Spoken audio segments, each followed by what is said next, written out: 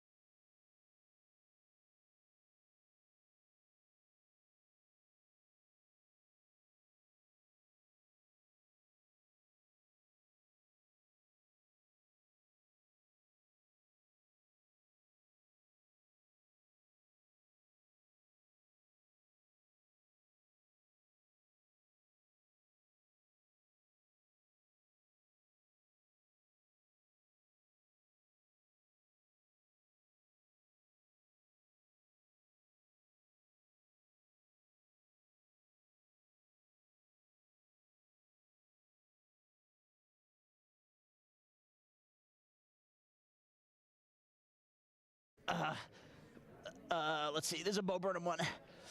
What do you call an ugly kid in high school? What? Names.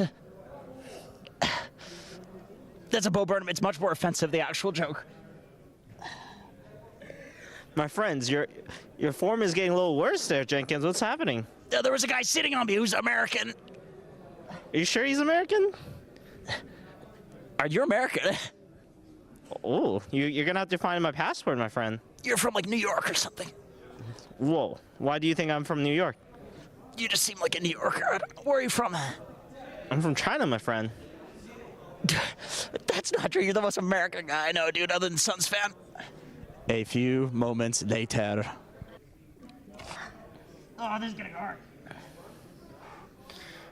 Guys, the forms on this, maybe it's time to call it, or what's happening? You want to tie?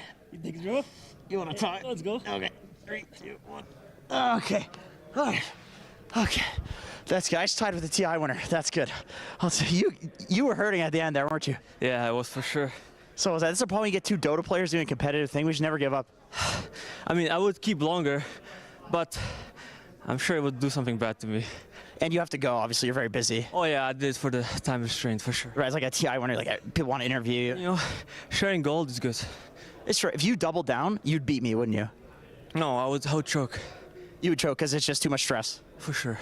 Okay, I appreciate the competition. A little friendly competition. Well done. Thank you for being a gracious host. It's time for double down round 2, no? No. Give me that. Did you have coffee? I did have coffee. I didn't have coffee, so. Okay, if you had we'll do it again. We'll do a rematch. Yeah, yeah. Fully caffeinated. I got you. Okay, sounds good. Yeah, that's I'm gonna clock out for the day, I think. It's good.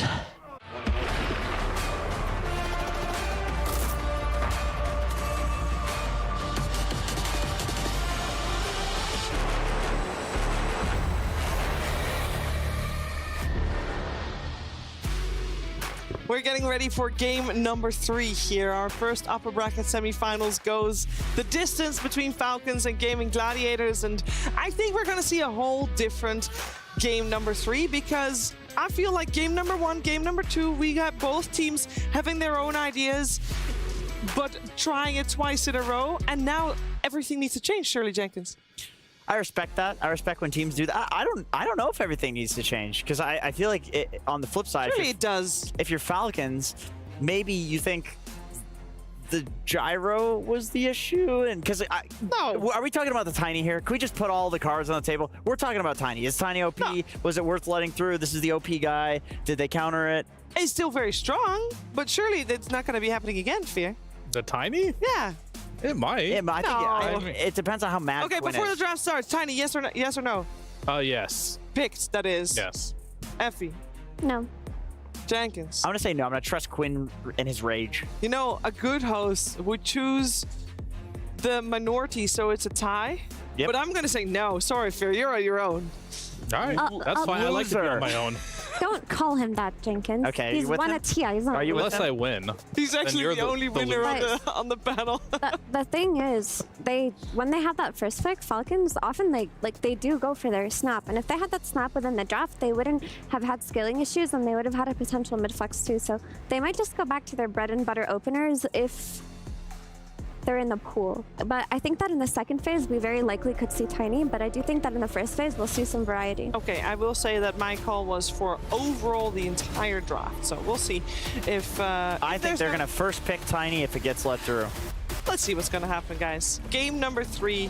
Both these teams are world class, and meager old us don't know what they're gonna do. We're just gonna have to sit down and enjoy the ride as we are in it right now with Gaming on the Radiant side again, and Falcons on the Dire side, where we got a Doom band, a Shadow Fiend band. So far, in terms They're of not going to ban the changes, Tiny. Nothing.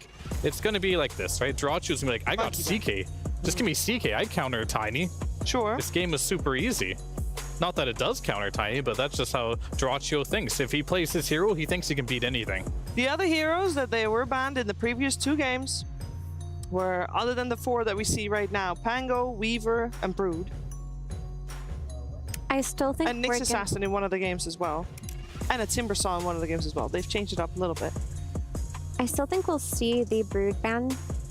If you're playing versus GG, you don't want to give it away in that first phase. Falcons take out Weaver themselves. I think Nyx is also a fair ban for both teams because both teams use the jungle heroes so effectively. Yeah. And Nyx being able to insta-kill the creep is very good against the jungle heroes. Even the way that he plays the lane, I think, is good against the jungle heroes. Because like these Chens and Enchantresses are meant to win lane, and Nyx is like, okay, I'm not laning. I'm just cutting. It's like, Are play you style nervous, counter. Jenkins? Huh? Are you nervous? No. There's one ban left and Tiny's still in the pool. So this is where Gaimin have been banning Pango, but they have first pick this time around. Yeah. GG. Still? Okay. Anyway. 2-0. Yeah, that's definitely still You know possible. what? I was thinking about this when we were talking. My head was off in space somewhere. I feel like the thing that did really well against the Tiny was the Brew being standing in front, unkillable with a pipe and a bunch of HP.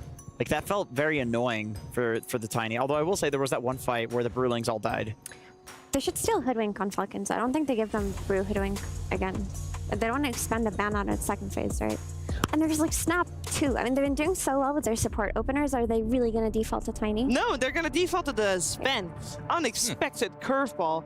One thing that I do want to mention is that before we even watched the series, when we started talking about these two teams, one of the first things we said was how Ace and Tofu are pivotal for Gaming Gladiators team, and how vocal they are, and if they have a good time, you know, most other people are able to ride on the back of that. And with the first two picks in the previous game for Gaming Gladiators being that off lane, I wouldn't be surprised if they want to secure that lane first again, because it worked out great previously. Yeah, I mean, this Sven pick is very interesting. It's much more versatile than the Gyrocopter, whereas Gyro can be played as a support. We've seen it before in the past for sure, but Sven is more flavor of the meta type of thing right now. It can be either be same type of thing as Gyro against the Brewmaster. You have all this AoE damage that can kill the split if he chooses to use it right away. But if they don't want to put him on that carry role, because I don't think first picking carry Sven is really a good idea, they can throw it in position 5, and it's been pretty successful there as well. And you can go to the Shard route where you can't get the Warcry dispelled against the Brewmaster, which is also very nice against the hero.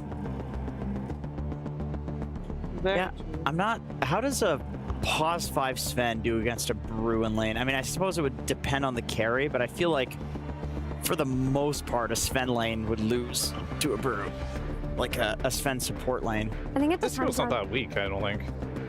You don't think so? I think it's like okay in the laning stage. It's just a stun, has high HP, gives you the Warcry.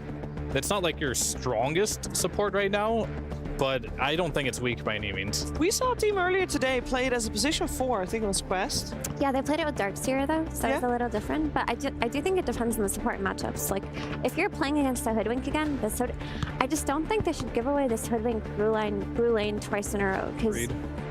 even if you have Warcry, that's not really gonna... Your 5 Sven, in theory, will not be able to trade with it. And I think in that case, I mean, they have to take Hoodwink. Like, giving it away is just trolling at this point. So they did. So this is a lot safer. I mean, maybe they might choose to respond to something like a Snapfire that's still a very strong lane for Brew, but without the threat of this Hoodwink, this Sven could actually be a fine position 5 here.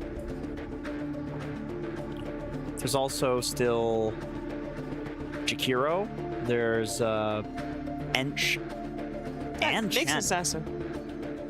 And Nyx, yeah, maybe that's why the jungle heroes are not coming out. Also, I was going to say Chen and Enchantress both still in the pool, and they do still prefer that Chen. Do you take the Tiny now? Other team has hit. Oh yeah, Tiny is in the pool. Yes, it Okay, is. all right, interesting. They're playing like a game of chicken right now. They don't want to like overall first pick the Tiny because they made it very clear. This hero is susceptible to certain matchups. I don't know if last game was really like an indicator of like Tiny being not strong or countered. I really do think that Skeeter just And when these two teams are so high level, if you make 2 mistakes like that in the road, the game can just end. And I feel like that's kind of what happened there. So that could be something that they're thinking about, potentially picking up the Tiny here yet again, because it is definitely still an S tier mid laner. Yeah, I mean, I would also be so tempted to Nyx. Like, Falcons It's good too, yeah. has not been playing it. It interrupts the snap ult.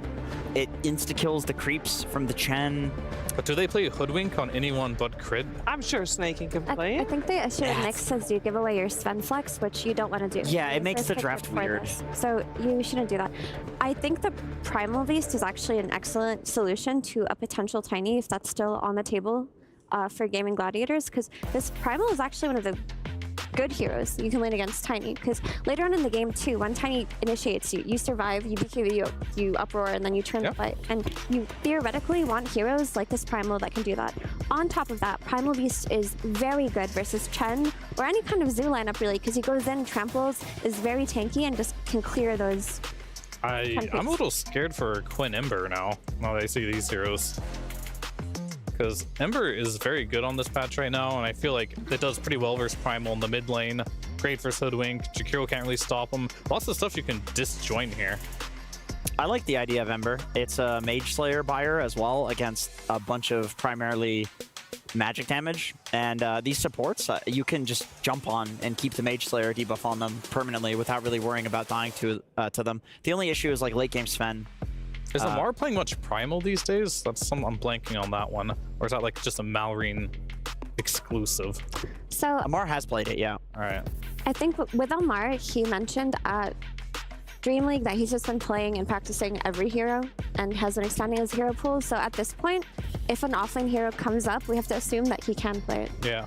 Because that would be like one thing you'd have to think about, right? If you do pick Ember here, and this is technically a flex, then you have to deal with potentially those hard matchups for the mid lane, like the Huskars. Yeah, he did play Venge after all, so I do feel like Amar is willing to venture into whatever at this point. This Falcons draft is very scary right now because they have just a really classic archetype of. So they have 2 of the strongest side lane supports in Dota right now that will just secure or not lose your lane and even probably win it, with 2 tanky frontline heroes and a lot of range damage coming out of Macropyre and Sharpshooter. Like, it's just very spooky to play against. Nice call on the Ember here. Yep. Just one of Quinn's favorite heroes, and he loves playing the Ember into matchups where he gets to be hard to kill. And I feel like their stuns are not easy to hit on Ember. They do have a lot of stuns, but they're like those slow wind-up stuns. Like Jakiro has to wind up the Ice Pass, same with the Bushwhack, very telegraphed, and Primal has to charge in. Same thing with Sven stun. So he believes that his reflexes will be faster than those cast animations, which they should be. So here is where I would think about the flex for Falcons, and if you're gaming, surely you got to take the Huskar out, right? You don't want to risk like Amar playing the off lane Primal and then a Huskar coming out on the mid lane just dumbstering. I mean, there's none of these other heroes on the side of gaming is really strong against the Huskar. Maybe, but I feel like a lot of teams, I've seen Ember this patch a lot and no Huskar bans. Sure, some teams have banned it, but they might take that route and just give him the Huskar if they really want to take it, and just kind of rather ban out the Amar heroes, right? And make sure Amar doesn't get a comfort hero. It's definitely a risk, though. If you do get Huskard, you might be kicking yourself. Yeah, the question is, how much does Falcons trust Amar to play the Primal off lane? How much do they trust Malrine to carry the game with the pressure of a last pick? And I mean, they've shown that they can do it before. I mean, I think that the Primal mid is still fine, honestly, because Falcons have last pick. So ideally, whatever carry comes out here from Gaimin, Amar just picks his favorite hero against that, and they go off of that. Yeah, any melee hero, and Slark could still come out. The offlane Slark. Amar really likes to win his lane, although it's a little sus against Chen. You don't do much against the Chen creep, so you do need to consider that factor. It's like a hero that's good against the carry, but then also good against a bunch of creeps running at you. Why would Tidehunter not be an option here as they played it in the previous 2 games? Like, what would make... Well, they get last pick, right? So They do. Dyrachyo has to pick something, and then they'll respond to that. Yeah. I mean, Dyrachyo heroes, He's gonna this hero's been... be CK. I hope not against these. It's really bad. I'm not saying it's good. It's really bad, but he's going to be CK. And we're gonna have the Slark ban either way, and it isn't So smart. You know your Dyrachyo. Yeah, he That's is okay. Into carry Sven, into Primal, into Hoodwink, Hero. into literally Okay. all of Falcon's Is draft he getting against confident CK. with good reason? Yeah, he has a very he is. high win rate on this He's hero. very good at it. Okay, so then it makes sense. It's just goofy. It's just goofy that it's predictable. They probably knew it was coming, and they're like, all right, well, they're playing CK into 4 counters. So Yeah, otherwise they would have banned that instead of the Alpha. Even if CK is countered on paper, the hero still builds DKV, still has immense burst damage and kill like backline heroes so easily. And even against Sven, if they get the jump on Sven themselves, CK is one of the better heroes at bursting down and chipping through that Warcry because he does incredible amounts of damage in that late game. Yeah, CK is definitely a hero where you can win in any lineup. You have the tools to do so. Some games are easier than others with CK, some are harder, but if your positioning's good, as Mira just said, you can pretty much win any game with this hero. how do you guys especially if feel? you snowball. How do you guys feel about a Legion here? I think Not you good. need auras of your own versus Chen lineups. Yeah, I think if you just play to win the Oh, lane Darkseer only, is still in as well. Yeah, Darkseer sounds amazing, actually. be That's in the cool. pool? Yeah, speaking of Oh, wow, auras, that's the best hero in the game versus CK, actually. and you have a Jakiro to play off of you, and a Hood. Good call, Shiver. Everything pairs nicely with it. and good with Sven, good with Primal Beast. Yeah, really nice hero to. The Primal's so nice to put an Ion Shell on and a Surge. I mean, Surge plus Trample. The question is, do they want something else mid instead first? Yeah. What's their priority? The Huskar is Yeah, okay. there's They the Huskar. actually Thought went about for it. it. Yeah. They actually went for it.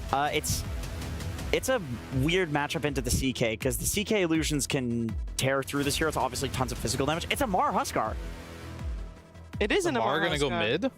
Well, that is. I wonder what they're gonna do not here. Gonna go mid. They don't. I've never seen them do that sort The of Q lane swap no thing. longer disarms, right? It silences. That's like unplayable versus a CK, I think. With Chen.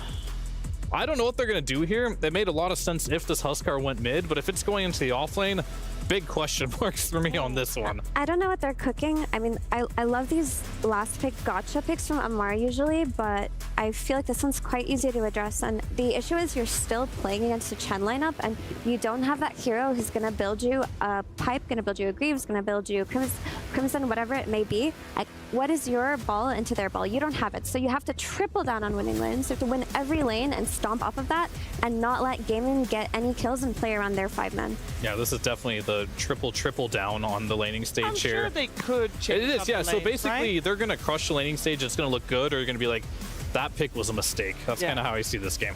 On the bright side, no Tiny.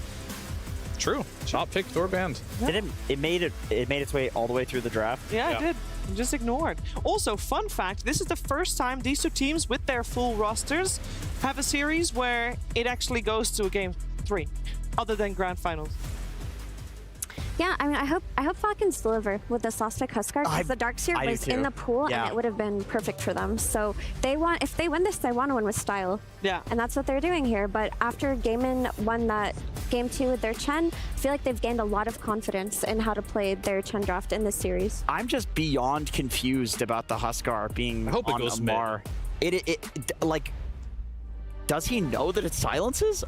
He probably has not been playing too much Huskar. I know he's a Huskar expert, but Sure, he knows. I'm sure he knows. I mean, I think if you see the changes to Huskar, you're like, but is that nobody good? I does gotta offlane play it. Huskar. I mean, yeah, I don't know. We'll see. I'm just so curious. That's all. I'm very, very curious. Well, we all are. That's the beauty of it. We don't know who's going to win. How boring would it be if we can just tell you exactly who's going to win in this upcoming Game 3? It's the final game here for this upper bracket semifinals. Let's see who's going to take it together with Cap and SVG. Our panel is concerned that the Huskar Masters don't know their Huskar well enough. Come on. Surely they're cooking up something really good, right, Avery? I also did not hear one big factor, which was they're going to put the Huskar mid. Yes, they are going to do that. They are not going to do Amar Huskar offlane. Yeah, I think it's way more likely that ATF just goes mid here. He has done it before in the past, particularly with this hero. Yes. And honestly, if you're going to pick a player in the world that's going to be like, yo, guys, let me go mid, I'm a dumpster this kid, probably this guy. Not that this matchup is hard to dumpster someone in, but I would be extremely surprised if Falcons did not put ATF mid on this Huskar for the Huskar Ember matchup here. You get the Primal against the CK, which is totally fine. Maybe Malreen's not too comfortable in the off lane, but I mean, whatever. You gank for him once or twice, he's a Primal. He'll buy BKB and have impact in the fights. I feel like Primal Beast kind of plays itself in some regards, Yeah. right? It's like you get out of lane and then you run around and do the same thing anyway. There's no way you're picking Huskar against Ember and not putting that matchup there. It would just be, you'd just be GGing yourself. Yes, which is where the silence may actually be a buff, right? I think for so many matchups, the change from a disarm to a silence is actually a big downside for the Huskar, but against this matchup specifically could be very good. Dyrachyo is going to get run down, so it's going to be snaking his damage over time from the dual breath. Ends up snagging the last hit over Malreen. But either way, it's a Falcon's first blood. That's the second time Dyrachyo's died at that rune contest. He died there game 1. And those are bad deaths. I mean, first blood's always bad to give away, but I feel like when you give away on this Chen lane that we've seen now 3 times in a row, it's kind of mega bad because enemies get level advantage, which means they can get a level 2 or 3 first and just go on you. That's kind of when Chen's the weakest. He doesn't get to play this long laning phase with the mana burn going to work, things like this. And in this situation, they body block the creep camp, so it goes underneath the tower. So the creep equilibrium is going to push out to the favor of the Primal Beast, which is going to be very good in this matchup. This looks like a strong laning phase for Falcons on paper. They have very high damage early game supports that should out damage this Chen dual support from Gaimin. They have cores that can set up kills. They have a mid matchup that is very favorable on paper. Could be scary, depending on how the early CS goes and how they use this first blood bottom. It'll certainly be a difference in pace, right? Game of Gladiators won the lanes, definitely won the lanes in game 1. I would say they mostly won the lanes in game 2 as well. So what does it look like if Falcons run away with the laning phase, as they are sure to do? That is a good question. Chen is not very good at getting pushed down himself. You have Huskar to take Roshan. You don't have a lot of tower pressure. I mean, Huskar can slice pressure tier 1 by just winning the lane so hard. But there's still a lot of AoE in this lineup. I think the Primal is, again, a hero Falcons go back to when they feel like the early game to mid game transition is rough for them. This is a hero that can give you a lot in that category and can test some of these early tier 1 pushes really easily. Oh, James doesn't land on Amar. Quinn will take some heavy punishment for that one. So far, Quinn's doing okay. I don't think the levels 1 and 2 are too bad for this, but the 3 through 5 are where it really heats up. And you have to try and survive this little body block here off the water rune. A little awkward. What about our off lane for Game of Gladiators? So the last time around, we saw this Brewmaster plus Hoodwink. Man, they did some serious work. Snapfire, I feel like, just doesn't give you quite the same firepower. And I feel like your matchup against Jakiro is also a lot worse. So not expecting them to run away with the lanes like they did with the previous Brewmaster game. And it's Crit who gets his hands on the Hoodwink this time as a result, which was a dominating force. Nice dual breath. Big damage. Tofu's going to go down, and Snaking will be able to stay out of the hands of Ace. So 2-0 now to the favor of Falcons as Ace grabs the creep wave and drags it around without his support hanging about. Gaming did pretty well CS-wise the first 3 minutes here, but this is going to be the test now. The next 3 minutes leading up to that 6-minute power rune. Do you give up too much here, particularly in mid, particularly against some of the primal Hoodwink spells as they start to heat up? So far that Chen lane's going well, but this Brewmaster one is not going nearly as well as it was game 2. Jakiro, a true laning force.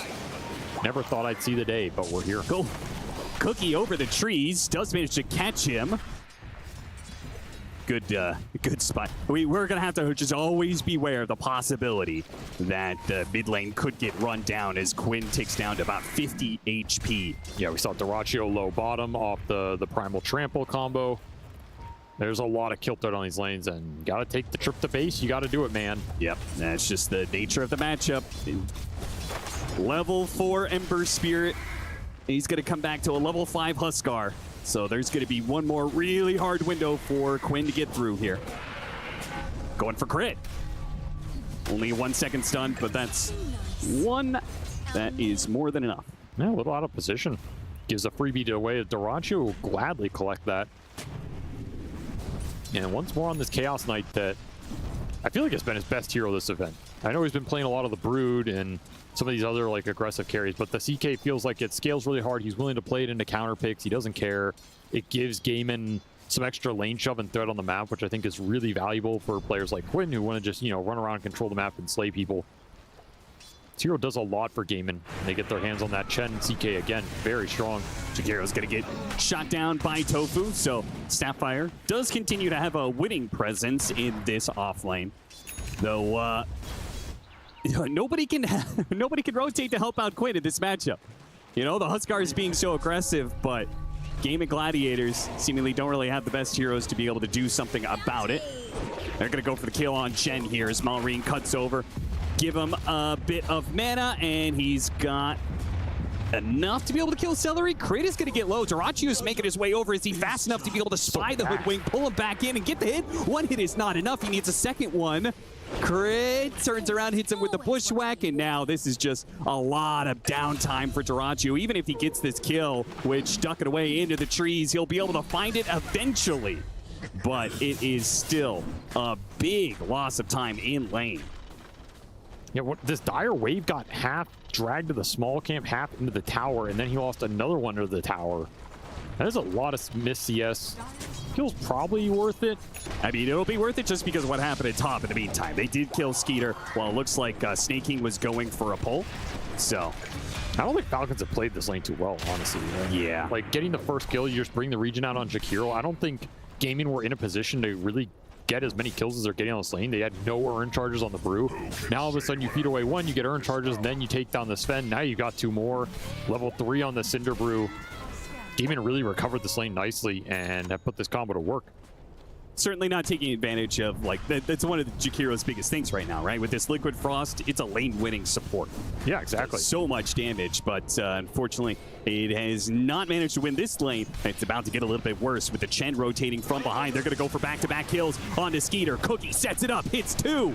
They are both burning here. Skeeter turns around, throws out a one stun, but now he finds that Dyrachio has made this rotation. The same rotation he made in last game as the Gyrocopter. Dyrachio returns the favor in Game 3 for a double. Man, that is a beautiful rotation. I mean, very similar to that game too. Like you said, Skeeter made that to kind of dodge the gank or the pressure in his lane, make the first move. Dyrachio, I guess you watch the replay, makes it himself and scores a big hit here for Gaiman as they get 2 kills and some tower pressure with his catapult. Exactly what Chen wants. They're going to be able to linger up here, so I don't even think you can really come back here if you're Falcons. And just a beautiful 2-man cookie really seals the deal. Yeah. This was the kind of Chen rotation I was looking for in that game 1 we just never saw. I'm not sure exactly what prevented it, but this is the type of snowball action you want. It's where Chen's really powerful. Some of it's just got to be the fact that he would be rotating into an Enchantress, right? So part of it is you're coming with this creep, and then the Enchantress just takes it away from you. Like, okay, there's like 60% of your strength just gone. I can't believe Snake King went back up here. This is just a dead tower. Like, there's no way you're going to be able to go back here. Even if Dyrachio wasn't there, Ace just pops ult and solo kills you. There's more gold down the drains. Man, Snake King has had a rough early game this time around. With one of the stronger laning supports, as you mentioned, not a good sign because you're losing a lot of value out of this Jakiro pick.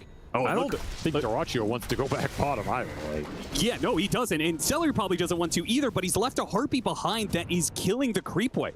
So Malrine, like, Primal Beast is okay at pressuring tower, but the biggest thing is just like killing out the creep wave and letting his own creeps go to work. But that has been denied by the Harpy. So that tower is still pretty healthy if Gaming Gladiators want to try and rotate back to it.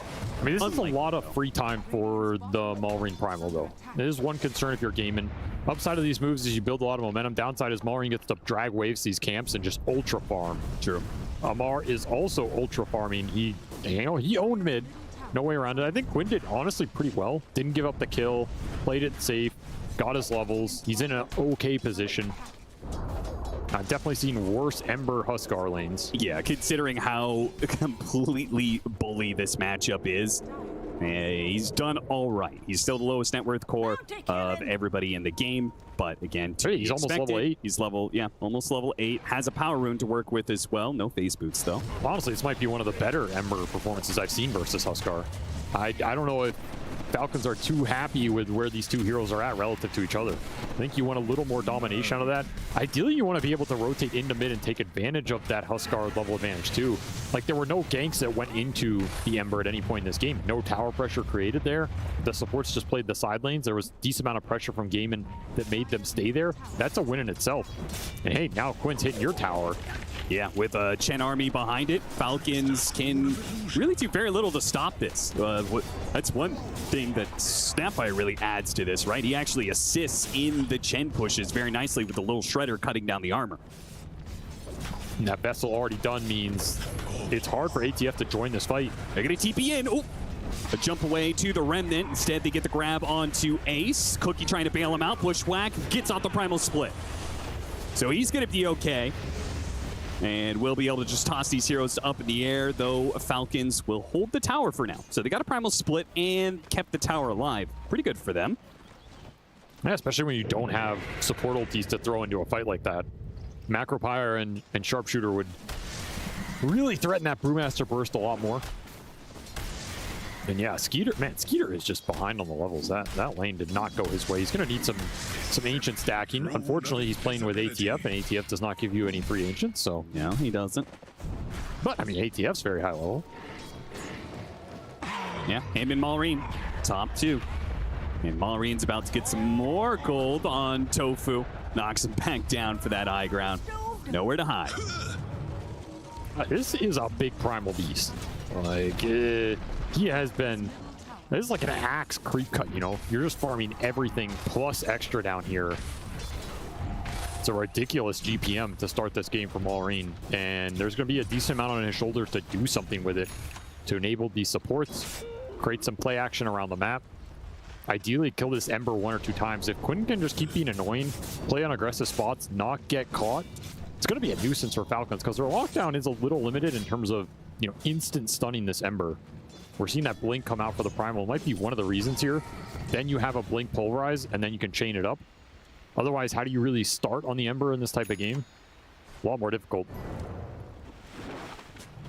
First move's going to come from Gaimin, though, and they're pushing towards that triangle that was stacked up massively last game. They scan it out. Oh, they're going to smoke break on each other right on the corner. Seller drops a high ground ward, spots it. Malrine spots him and gets the grab of the Macropyre that guarantees a fast kill on not just the Chen, but his army as well.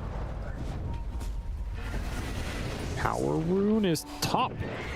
And it's going to get grabbed by Dyrachyo with a shield rune and got the Phantasm +1 with the slight. And the kiss is raining in. This is looking pretty good. Amar does manage to push back these heroes, though. That last kiss is just enough. It looks like he tried to armlet tuggle or something, but Tofu gets the kill off the burning fire on the ground. Now Malrine underneath the tier 2 is going to be slighted up again. He'll be killed. What a power room pickup for Dyrachyo as his rotation allows Gaimin Gladiators to get aggressive on Falcons, and they are going to take out 4 off of this move. It's just an awkward exchange for Falcons. You don't have God Strength. You already used your Pulverize on the Chen earlier. You don't have like a BKB to kind of frontline for you in this fight. You just get run down as Dyrachyo makes his first big team fight move in this game, and it's a good one. He is once more having a very strong game on this Chaos Knight. No real answers to him in the actual exchanges. Yeah, you get a good onslaught through, but there's no follow-up at this point. The Jakiro's dead. The Huskar ticks out to Vessel plus some Snapfire burn. Your Hoodwink has 1 shot, and you already used it. Just lingering too long around this mid lane for Falcons. A little indecisive in a way. Yeah. Like, normally this team makes a play, you go farm. You make a play, you go farm. That just felt like you're staying around mid for what? There's no tower push coming through. You can't take the true fight. Your carry's too far behind. This is all recovery time for this Ember Spirit. Your lane advantage is gone. It certainly is. Malrine looks to continue to try and get these pickoffs. This time around, he may not have enough damage. The Hoodwink helps, want to commit. Malrine is afraid of committing as there was 2 heroes in the neighborhood from Gaimin Gladiators. He did make the read that smoke was coming through. No Wisdom Rune contest this time. No smoke gank on Dyrachyo into an objective take. Oh, it is coming. Well, yeah, it is. I mean, Not they'll at not the get the right rune, time, but they might get him. And this is also dodging this play from Gaimin. It's a nice map move from Falcons if they can land it. Should land it here. Yeah, with the Blink Dagger, it feels like this should be guaranteed with Dyrachyo Maybe he gets off his armlet, and that'll make him a bit tankier, especially with the Chen heal coming out, but he's definitely dead. Question is, will Falcons get out? Because the smoke is coming in from behind. They're going to lead in with the kisses. They do have Primal Split as well. This is a team fight winning combination. Falcons just need to try and extract as many heroes out of this as possible, but it looks like they're going to lose too, as Maureen has the boulder chasing him down with a Fire Panda to boot. Tries to break through the trees, but it will be to no avail. So 1-for-2 exchange off of that little move. Quinn. Oh, he's out of mana here, in trouble, and killed by Amar. Finally dies to the Huskar. That's a frustrating death for him because it's just on him. I mean, there's no way he dies there. He's doing the correct thing, which is wasting time mid, being annoying. Just a little misstep here. Cost the Ember his life just as he was recovering nicely in this game. Yeah, just as he was about to finish up the Maelstrom, which then, will speed him along to the next round of items and help him catch up to everybody else. And now that's been delayed. This is also extra gold towards ATF's BKB, which is going to be a pivotal point in this game in terms of Falcons trying to force the Roshan with the BKB timings. I'm surprised Quinn gave up this kill. It's one of those things where like you chains and then you're like, oh yeah. Yeah, just flat out actually dead. Mana mismanagement. I'm not even sure if he survives. He goes to that remnant. He is slowed up. Yeah, he would have had to wait for the Huskar to hit him and then jump after back-to-back deaths. Yeah, this is... Oh, I mean, his game just got way harder. And those are big XP kills. This was not some Ember that's like level 7, never had a laning phase. He's level 11 there. Falcons find the openings around this mid lane. Quinn on tilt. Tofu drops the ward. Maureen, I think he saw... Yeah, they saw Tofu there for a second. We'll get the instant D ward. And now Falcons is back on pace to dominate. With the BKB complete for the Huskar, they're going to bulldoze down this mid tower and probably look to that objective you're talking about next, which is Roshan. Man, this was such a nice 2 minutes for Falcons. It looked like it wasn't going to be that great with the smoke gank on top that was the rebuttal for the Chaos Knight, but back-to-back Ember kills into fresh Observer D-Ward, into Tier 1, into your BKB's done on Huskar so you can threaten Roche now. That is a sequence right there. What if... Is it possible Game of Gladiators could ever do Roshan? 100%. They have Snap minus armor, Chen Penitent, CK can give them the front line. Is they have Pipe Primal Split, so they probably feel good about their team fight overall, and they obviously are holding the ground that Roshan set up on, and Celery seems to be there. This is a good call. I think they should do it right now. Awkward part of the map for Falcons to get to. They need to do it fast, because it's pretty fast. I imagine Falcons... Maybe Falcons just weren't confident enough to contest this without the first frontline item on the Primal. You had a choice of Eternal Shroud or BKB. It'll be Eternal Shroud here for Maureen. But without that, he is a little susceptible to just being burst down. Okay. And this level 2 Brew ulti plus pipe timing for Ace is same thing as last game. Very hard window to fight into. Especially when your Sven's behind. Like, Skeeter joining a fight is super hit or miss here. You're dispelling some of the armor buff right now. Somebody's going to get tossed. Like, maybe you get a good connection on one hero, you burst him down, but are you winning the rest of that fight when CK can come in? Probably not. Just not a good enough early game for Falcons to take that first Roshan. It'll go to game and exactly what you want with this Chen strat. Now you're back to the point of what can you do with this Aegis on the map. You come through the gate here, not showing just yet. And crits. The pushes into this corner, does not end up running into the smoke of Game of Gladiators, though. Net worth pretty even. The Ember Spirits is very, very poor, but a lot of is being made up right now by the fact that the Chen and Snapfire have a decent lead over their counterparts on the side of Falcons. Chen just farming jungle. A lot better than we saw in game 1. Tofu having a poke here at Skeeter. Duracchio's going to come in and stop that TP. Skeeter is not going to be able to make it out of here. And Quinn coming in from behind to help get the Hoodwink kill is a big bonus for him as he managed to get the last hit there. Get some much-needed golden experience for himself. Gaming got to keep abusing the fact they have some better lane shove right now. Can play the map a lot better. Join fights with everybody. I mean, ATF, he's going to wave him goodbye, but damage is done. That mid-wave hits the tier 2 while you're hitting bottom with the brew, so... What is this 4 stack of wards that the Falcons have all along the mid lane? It's a little overcommitted. I mean, unless you can like smoke to this triangle and use them, you're not getting too much value out of it. It's a lot of vision that not doing a lot for you right now. Yeah, I mean, I assume a big part of this was just trying to hunt down the Ember Spirit, like let Malrine get his blink grab on the Ember. And they did get it twice. Yeah.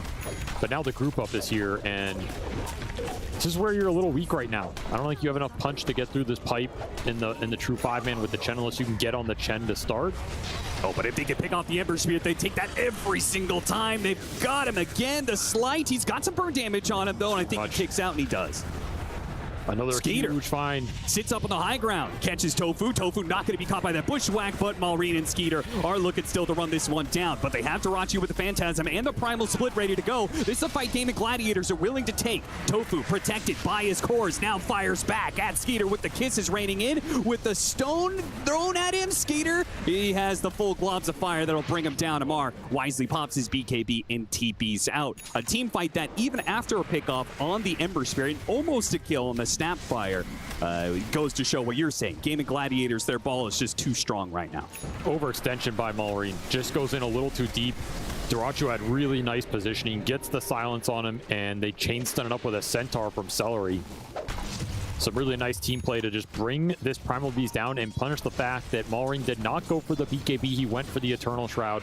This will scale better in like the 5-6 slot situation as the game progresses, but right now you're way more susceptible to the few disables that Gaiman have, that they were able to throw them all on him. He just got nothing off that fight. Yeah, you're reaching into what a Dyrachyo's like. We've seen so much Dyrachyo Chaos Knight, and this Orchid window, I feel like he's so devastating with it. You know, he's such an active carry that getting a second item Orchid, I feel like he just always gets like a pretty big lead for Game of Gladiators in this like 20 to 25 minute window. As you can see, Game of Gladiators don't lie. Very well with the hero. This has been their best hero of the tournament. Yeah. Halberd for ATF. I mean, there's one concern here, which is I felt like game 2 was really nice because you had that scale going for you. This game, I feel like Falcons are outscaling you at a certain point. Yes. Which means you want to keep snowballing this game. These kind of pickoffs are really important. You want to keep building the lead, making sure you're in a stronger and stronger position to keep getting and snowballing off the Roshans. Because you want to be up 15k, 20k, and going high ground in this game. You don't want to be up 3 or 4k against 3 cores who are all going to scale into some pretty formidable late game beasts here. Particularly this Primal. We've seen a lot of teams struggle with the late game Primal Beast in terms of how do you bring this hero down. Yeah. They have like small little things that will help general mobility. I think they also have the dispel of the Storm Panda, which is pretty helpful. When you pop the Uproar, you can get rid of the armor charges. But how much can you rely on the Pandas this game against a Sven and a Primal who can both kind of cut through those? That's true. They have most really points good of the game. AoE clear in that regard. And it's another problem for the CK. Like if these two cores are strong and then you have some of the AoE from the Huskar, it's blink the wrong direction. Gonna have to charge his way to the Chen army. They've got Dyrachyo in a pretty good spot. The Lightner going out trying to stop this one. Dyrachyo maybe he's too strong though. They have to grab him with a Pulverize to stop some of this. Amar goes in trying to finish him off, and this Chaos Knight is just not dying easy. With a pipe and a Crimson Guard, it all goes wrong as they all in for the Chaos Knight and they fail to get the kill. And now they'll pay the price for it as 3 members gonna get run down with the Hoodwink nowhere to run to. A 4th member added to the pile. A triple kill for Quinn as well as he jumps right up there in the network chart, almost catching up back to Amar's Huskar. I'll tell you one thing. I'm pretty sure Malrine wishes he went BKB this game because this Eternal Shroud, it has just not done the job. He took 1,500 damage from Mortimer Kisses there. Like, yeah, you're negating a lot of it, but they're also just able to pour in all the magical damage, and that's most of their damage at this point in the game. And Orchid's going to give you a nice pop on top of that. Particularly if you are convinced that your scale is better, I feel like BKB would make sure you weather through this timing. Exactly. That Game of Gladiators are so strong at better. Man, the lack of BKBs on all the cores has really hurt him in these fights. I mean, Skeeter also just tanked everything there as all 3 cores were clumped up. Even if you get the CK, you're losing that fight. Yeah, Mar's the only one sitting there with a BKB every single time able to get out of fights. but keeps on losing his other 2 cores in these engagements, and this time he's not going to be able to make it out. BKB still on cooldown. The highest farmed hero of Falcons goes down. Falcons starting to crumble a little bit in this game against the Chen CK strat. It's a very similar lineup. You have the Brew in there as well, and they're hitting this mid-game aura timing. Don't have damage for this Bite Crimson. And true to Game of Gladiator style, when they know they're strong, when they know they can hit high ground, there is very little hesitation to it. Dive into tier 4 on the Jakiro, and they'll go back to taking that tier 3 now. I mean, this is not a question of what you're getting, if you're getting something here. It's a question of how much are you getting. And the nice thing is Ember, Quinn has just been cutting all these waves, making sure the map is favorable for them while these pushes happen, so they're not losing out on anything. Falcons do the same thing, though. They also cut the creep waves. Backdoor protection goes back up, sparing them a lot, but that one creep, Quinn managed to chase Tofu away, and off of 100 HP creep, they will be able to finally finish that tier 3 and take the lane of barracks at bottom. I don't think you can fight this anyway. You need BKB Sven at least. Probably another item on each of these cores. This backdoor should come up here. So I don't think Gaiman are getting much more out of this, but they should be very happy with that. Got 2 deep observer wards out. Likely one of those is going to live for a long time here. Give you really good information to play off of. And Snaking are at 1. I don't think he's going to get this other one, though. Yeah, that lane ward. Very unlikely. Headset drops a ward of his own, TP's out before he is sandwiched between Tofu and Duraccio. So some more deep vision from Crit. I mean, if you're Falcons, you got to just stall this game. You got to push lanes out as much as you can, particularly the 2 side lanes, so you force Gaiman to split up right now. Did get to the BKB on the Sven. That's part of the puzzle, but not all of it right now, and you are still just outmatched in terms of the tank ability. This is the problem going up against these Chen lineups. At this point in the game, they are absolutely terrifying because there's not a lot of heroes that give you the damage output necessary to deal with them. You know, something like Timbersaw for sure, but you're not getting your hands on that here. A lot of heavy lifting for Maureen to accomplish right now, and he's 900 off an Ags. He wishes he were closer. He doesn't even feel confident enough to complete that onslaught to bump into Ace. He's so scared about what's coming their way. But if he doesn't do something to stop it, to slow it down, it's going to be 2 lanes of barracks before we even hit the 30-minute marker. Well, you got to get out on the map right now if you're Maureen. You need this Axe to fight. He sold some, I think he sold Wand plus something else to try and get it here. Lowering his net worth by around